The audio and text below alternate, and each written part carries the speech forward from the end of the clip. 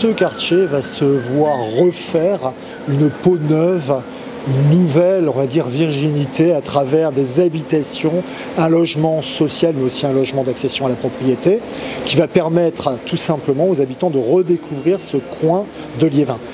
C'est quoi? Le Vent de Bise, ce sont des bâtiments verticaux gérés par Pas-de-Calais Habitat.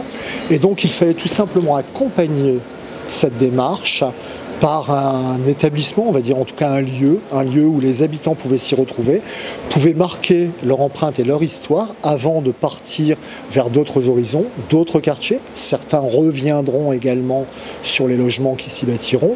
Donc cette maison des projets a fait son effet depuis maintenant 2 ans et demi quasiment. Avec le centre social, on est très proches, on collabore beaucoup, donc on met en commun des projets, on organise ensemble des choses, des événements sur le quartier pour essayer de faire vivre le quartier le plus possible.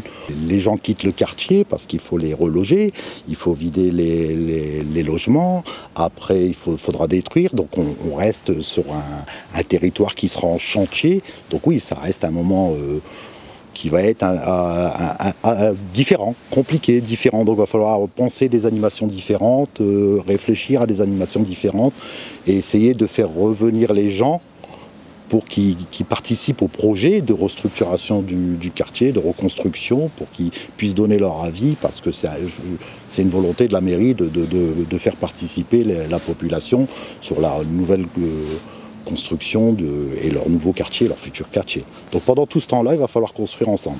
C'est un contrat de confiance entre le département et la ville de Liévin. Donc oui, c'est important, c'est rappeler effectivement que le département est un partenaire de la ville de Liévin dans ses projets, dans ses investissements, dans ses réalisations.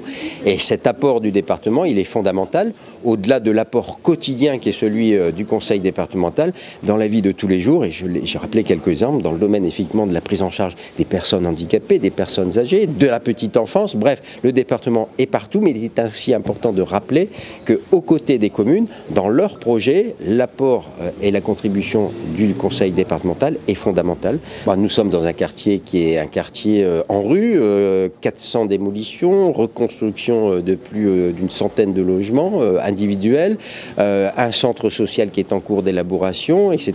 Donc on a d'ailleurs pu voir un des ateliers qui a été réalisé aujourd'hui, des espaces publics qui vont être complètement reconfigurés. Oui, on est dans un quartier extrêmement symbolique du renouveau, je veux dire presque de la renaissance, non, du renouveau, de la continuité du renouveau de la ville de Liévin, un quartier extrêmement populaire, voilà, qui a fait son temps, comme on a dit, habitat collectif dégradé, qui va être remplacé par un habitat individuel de grande qualité. Voilà. On a de la chance ici à Liévin, dans ce quartier, d'être dans un endroit non pas contraint par l'espace, mais au contraire où il y a des opportunités foncières extrêmement importantes. Donc on va faire du qualitatif.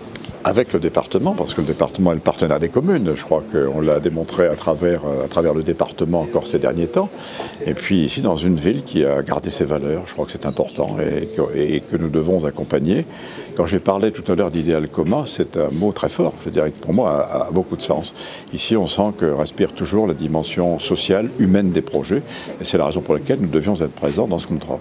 Et vous avez parlé tout à l'heure de l'enfance, de la famille et des personnes âgées. C'est important aussi pour le département de parler des personnes âgées? C'est important parce qu'il faut rappeler aussi, parce que c'est important de rappeler l'histoire, que c'est en 2000 qu'a été votée la loi sur l'APA. On parle beaucoup de l'APA aujourd'hui, mais rappeler aussi que c'est un gouvernement, c'est le gouvernement de Lionel Jospin qui a voté cette loi.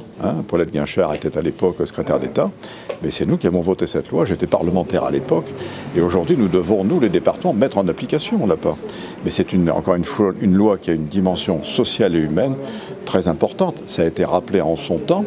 Ce sont 40 000 emplois qui ont été créés en permettant à les personnes âgées de rester chez elles le plus longtemps possible, ce qu'elles souhaitent profondément, rester dans les quartiers qui les ont vus vivre, travailler, être heureux et connaître parfois aussi, il faut le dire, des difficultés, mais ça fait aussi partie de la vie.